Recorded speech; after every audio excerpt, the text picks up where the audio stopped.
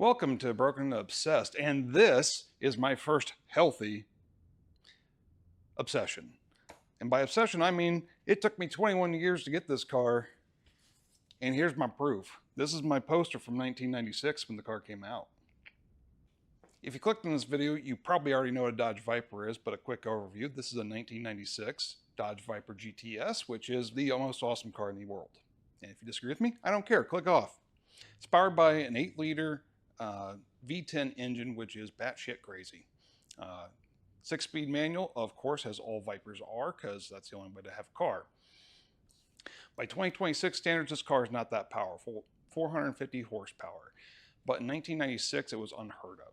And even in 1992, when the original RT10 came out, that was 400 horsepower, and that was leaps and bounds ahead of the competition. And at the time, they said you'll never see 400 horsepower again.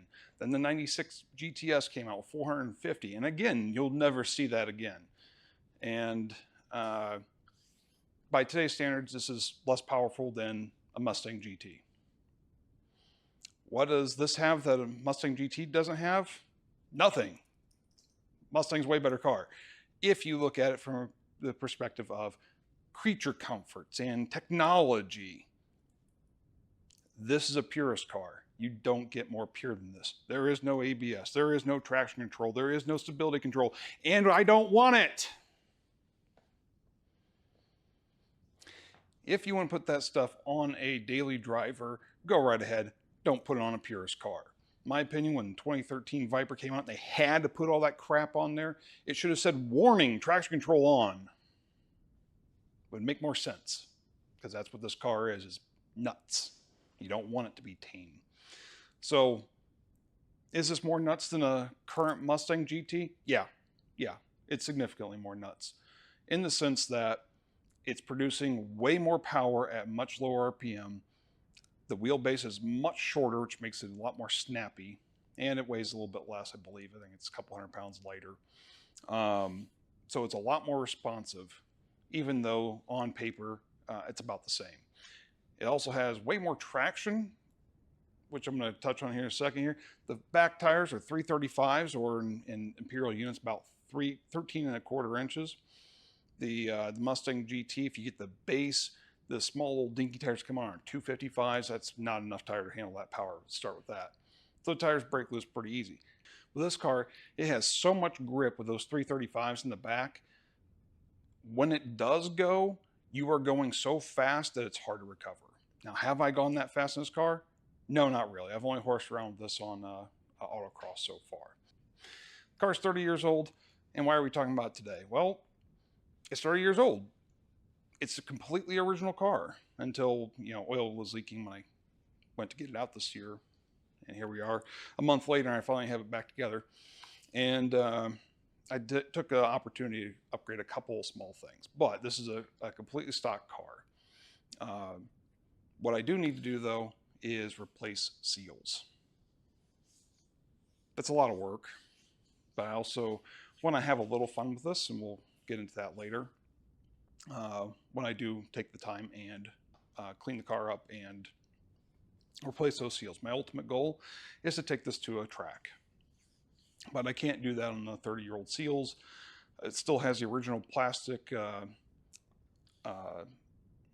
power steering pump pulley, which is notorious for failing. But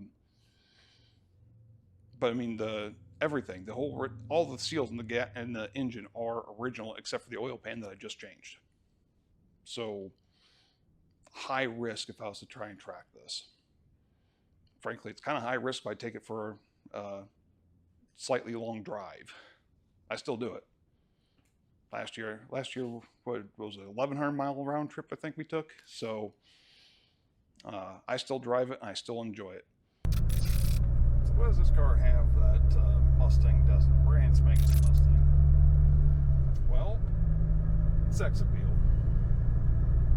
This car's straight up sexy. Can't go anywhere without getting thumbs up. I just got gas and got no less than 3 thumbs up.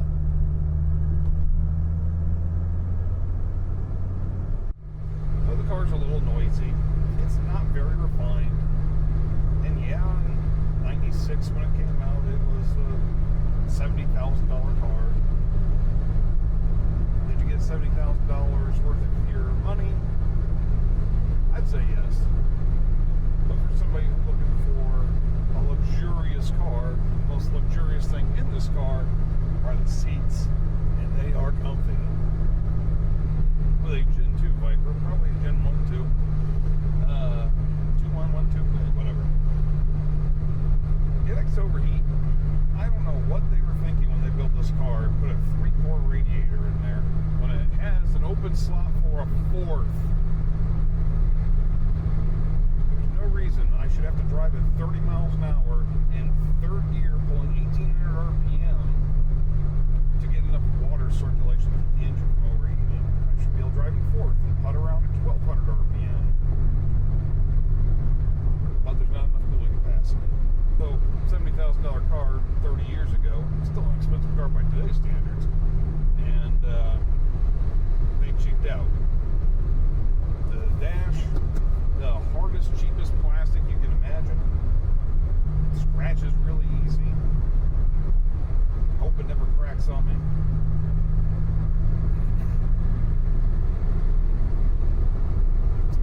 Quirkiness, the shifter and the parking brake are just kind of chunky right in the middle of the console here. That's alright. If you want something different, if you want anti-locks, if you want stability control, all those dandy controls, if you want an automatic, go buy another car. This is not for you. If you can't drive a manual, learn. Ain't that hard. And it's a lot of fun.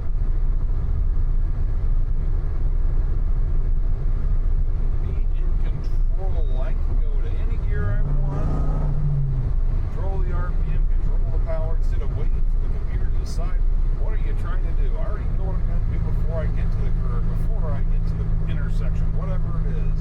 I got complete control of the car, and I love it. The reason I picked this over 2013 blue and white stripe, the best way to get this. Followed extremely close by the ACR in black with the red stripe.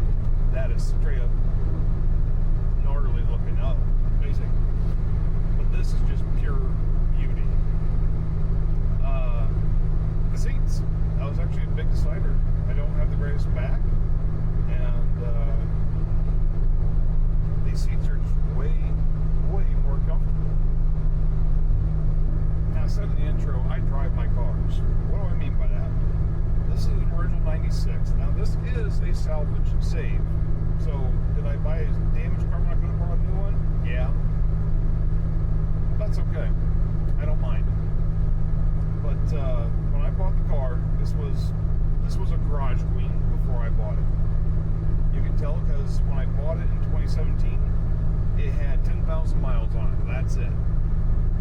And the guy that had gotten it out of the salvage yard had put about 1,000 miles on it in the year he had it. I drove, I think, 800 miles to pick it up in Detroit. In the 9 years I've had it, I've driven, well, I'll roll 21,000 here on this drive today. So I've put 11,000 miles on it in 9 years. It's not a lot, but I still enjoy it. I absolutely love taking this for a drive. I use this car for anything that I need to. And if I have the excuse to drive it, I'm going to. I've taken this to the grocery store, I've taken this to Harbor Freight and Home Depot, and I have had the back of this car, the hatch, filled all the way up to the seats with stuff. Surprising is a lot of stuff. Picked her up, she was pretty rough. She clearly hadn't been washed in a long time. The paint was full of crap. The tires were dry rotting. The back tires were essentially bald. And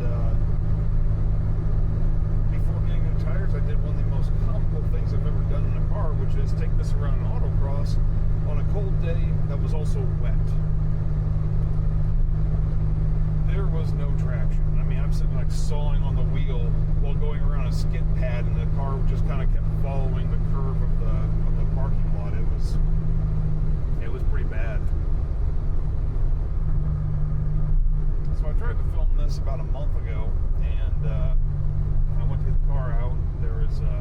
leak, you know, sticking about 3 feet out the side of the car. So I said, son of a, I gotta fix, I knew it was going to become the oil pan. It's been seeping for years since I bought the car. I got the oil pan gasket replaced the first week, and it's always seeped. And so once I saw it dripping, it was time to, you know, go in there and actually figure out why and really get it cleaned up and sealed. Okay, I really hadn't planned on filming this part here. Just been doing time lapse while I'm doing work on the car, but I thought I'd film this part. I don't see a whole lot of people talking about this, so it's time to actually reassemble the oil pan and put in the baffle system. Obviously, oil pan, oil fills it. Wow, what a shocker! What happens is, as you're accelerating, oil gets pushed back. This is the oil pickup, so oil is getting drawn through here, through a tube underneath there, and coming up on the front of the engine. So you accelerate, oil goes to the back. You turn, it goes to the sides and away from this.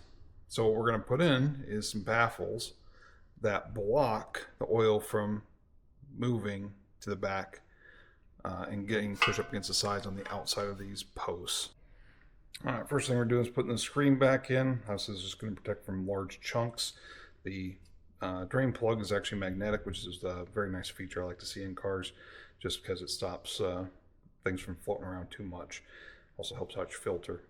One thing I did learn with this is, I like this, if you try and put it in backward, the screws don't line up. So very simple thing that a lot of people forget about when they're designing things. So I do appreciate seeing that in design. For all you manufacturing nerds out there, you know that's called poka-yoke. And all the people who haven't gotten into that world, that just basically is a fancy Japanese word for airproofing. Nerd. What I wanted to point out is this is brand new. I got this in the mail a week ago, and there's already a little rust in here. I hadn't even checked out the backside yet, and there's even more here. I don't know if you'll see that with any glare or not, but I was about to take it out. It is different than the stock one, and I'll show you that here in just a moment after we get it out and do a quick comparison. Alright, so this guy's hinged so it can open and close. Got an F for front and an R for rear. I don't know what's redding on this thing, but just in general principle, I'll of course wipe this all off before I put it in. So here's what we got for a rust spot of some sort. Before I make a mess, this is the original. So this hole here corresponds to this hole over here. As far as this is for the dipstick, so I'll give the orientation. Just be like this in the pan. But you can see the central holes moved, and of course we got 2 extra openings. That's what it looked like before. 8 holes. Nice cutouts here, so it's trying to force the oil down right into the pickup. But of course, without the baffles, it just flows wherever it wants to.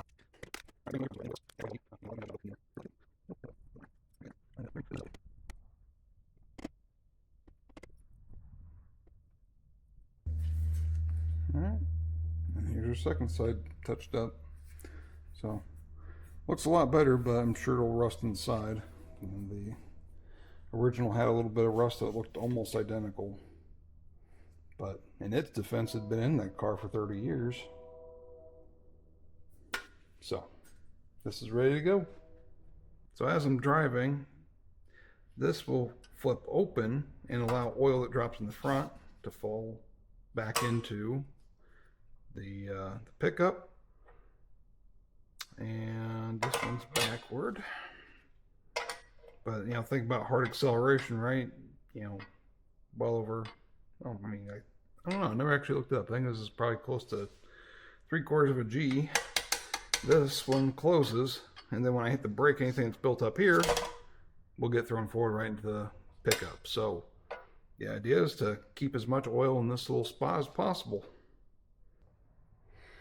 I was about to use the good old-fashioned normal Loctite, but this is very runny, and I just remembered I had this in the house. This is a bit more of a paste. This is Permatex, that stuff. It's more of a paste, so I really don't want something unknown floating around in my engine. So this is actually quite nice. Don't need much, but with it being thick, I can put a little dab on here. I'm not going to put a lot, obviously. And it's not going to run off and make a mess where I don't want it to be.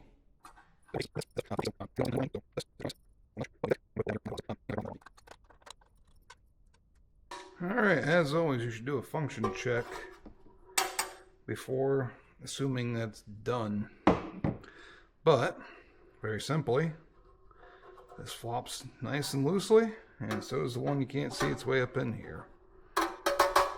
So, it's moving freely. This should be done and ready to go in the car. Well, I finally pulled the oil pan gasket off. First, it was probably the most expensive gasket I've ever seen, and it was expensive. The piece of aluminum milled out, and a O-ring set into it, which is crazy. The reason for the oil leak, which I'm hopefully going to figure out when I get home that I did a good job and it's not leaking still. The dealer got a little carried away with the RTV's gasket maker, and there's a little bit of a lip. I mean, if you, I don't know, maybe 5 to 10 thousandths, I didn't measure it, between the lock and the timing chain cover on the driver's side, and that's where it was leaking from forever. So I cleaned that up and got a new gasket that isn't sealing by a thin O-ring. It's actually, the whole surface is flat and a little spongy, so it should go right into any crack like that and seal right up. But I also put in a new RTV gasket maker. I used a scraper, a little, I think it was 3-inch scraper. Put a glove around it to try and protect the aluminum, which it did, of course. And then I scraped the RTV gasket maker across a flat edge, so I only have what I need there. And I had about 1/10 of what the dealer had used, so we'll see. Somewhere between using the right amount of RTV and probably an upgraded gasket, we should have a nice clean seal.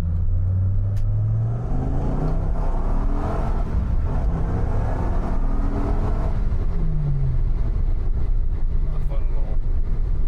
Since I was going to have the car for the jacks anyway, I thought it was a good time to start working on a couple other small things. So, the car is original. I haven't done anything until last week when I started putting in the sway bar bushing, which isn't all that exciting, but you know, one of those small things. All those little things start adding up. Sway bars are a minor upgrade, but you know, again, I mentioned in the intro, 30-year-old car. Those bushings are 30 years old. They're dry rotted long ago. So, brand new bushings with grease. Can I feel a difference at 30 right now? No. But I'm also not pushing it. So if when I take it to the autocross, I bet I'll feel a difference, but I'm not going to feel that in day-to-day driving. But the steering does feel a little tighter, but to be fair, I've been driving my cross truck for 6 months, and this is entirely different.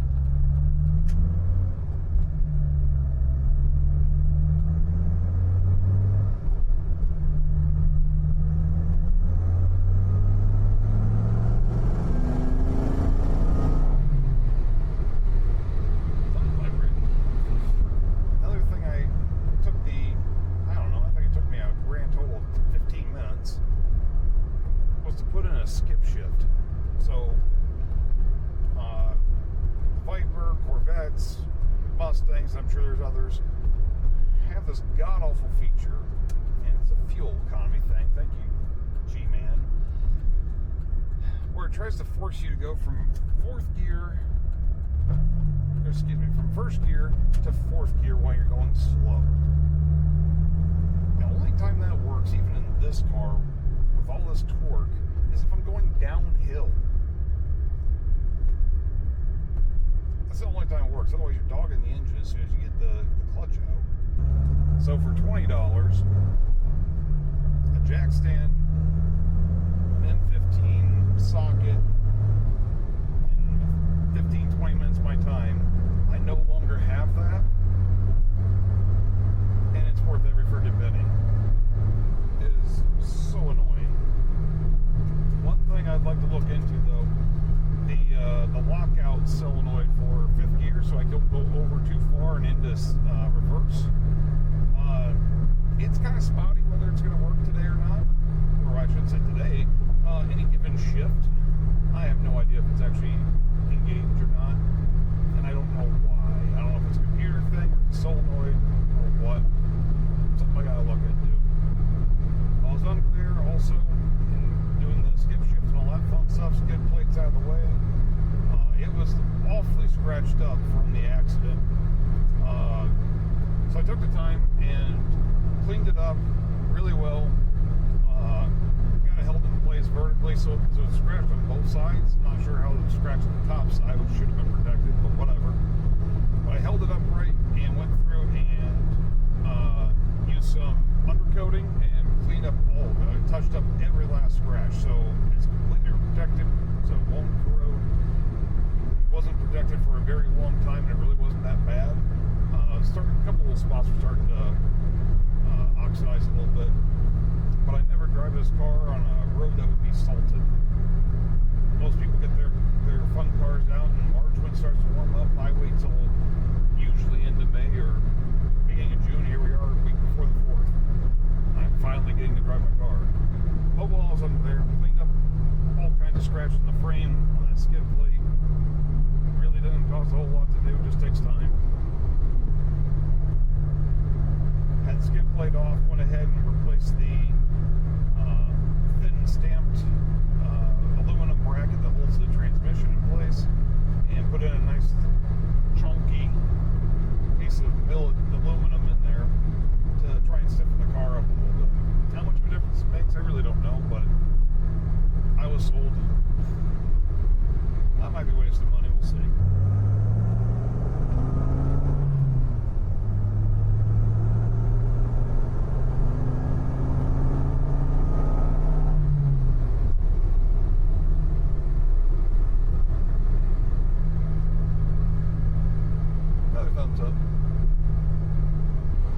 I could be wrong, but I believe this is the first American car to break 1G on the skid pad. I believe some of the hypercars, supercars, a little ahead of this, maybe like the Ferrari F40 likely would out-handle this car, but I don't actually know that. No, I didn't do research before coming out on my drive today. I just kind of winged this at this point because I'm still trying to figure out what I'm going to do with all this. The way this car makes power is second to none for the time. Obviously, there's cars that are crazy today, but this produces 90% of max power at 1,500 RPM. I think I might have said that. I might have said that wrong. Produces 90% of max torque at 1,500 RPM. I think I said power. Whatever. Anyway, max torque at 15 RPM, which means she's pretty snappy. She gets up and goes in pretty much any gear other than sixth. And you don't have to wait for the engine to wind up, ever. That's the benefit of displacement. Now, I know there's the good old European crowd that's going to be like, well, you're only making 400 horsepower with 8 liters. You guys suck. To some extent, I kind of agree. This engine is clearly held back.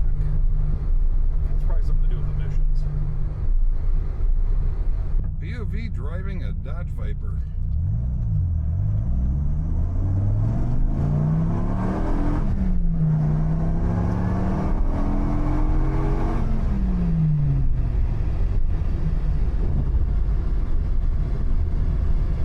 Yeah, it's really hard to do.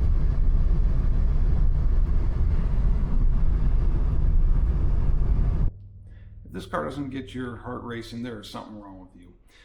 Even the camera got so bothered and hot by this car, it shut off from the heat. Just saying.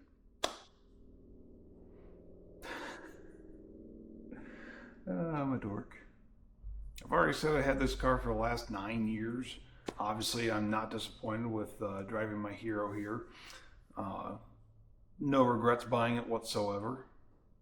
I bought it when Vipers were good and cheap. God knows what it's worth. God knows at the time or now, for frankly. Hopefully I paid fair value for it without being too stupid.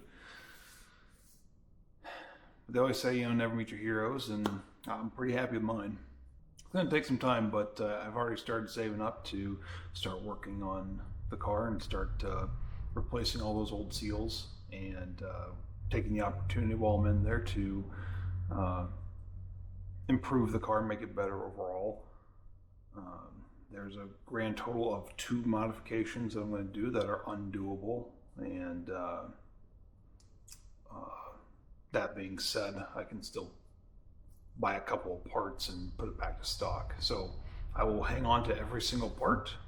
I will clean them, I will oil them, I will vacuum seal them, I will store them, and then I can always turn the car back to stock. But it's going to take some time to get it done. I'm guessing 2 years till I get to start actually working on the car, so we'll see. Between now and then, we'll have a little fun. Can't wait to actually take it to autocross again. Hopefully the oil pan's not leaking anymore. I'll let it sit overnight and I'll check it again in the morning. I'm not really too worried about it, but if it's not leaking, it opens opportunities to learn how to drive the car as it is today. And first planned upgrade isn't so much because it has to be first, so much as I just have some of the parts for it already because they're on sale. But next year or this winter, whatever, I'll probably have a big brake kit on it. If you're gonna go faster, you gotta stop faster. And the single piston calipers on those big back tires are doing nothing. So it'll be interesting to see how much that improves. One of the things I love the most about a car like this is how raw and unapologetically American it is. I'm hoping to have this out by the 4th. We'll see. It's a whole week away and I'm still learning to edit, so we'll see how well that goes. Hopefully I can get this done. But thanks for watching. Thanks for putting up my ranting here a little bit. And happy 4th of July, hopefully not late, but hopefully happy 4th of July and happy birthday, America. Let's get another 250 years and keep this train rolling, because this is the greatest country in the world and I freaking love it.